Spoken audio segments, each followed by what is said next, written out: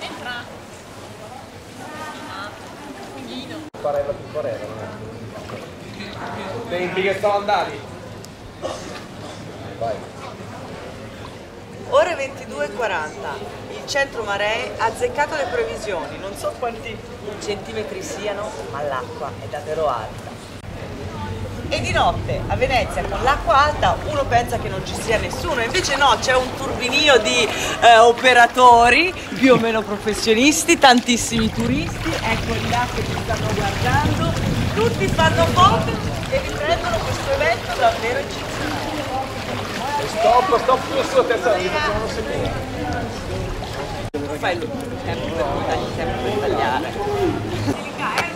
È vero!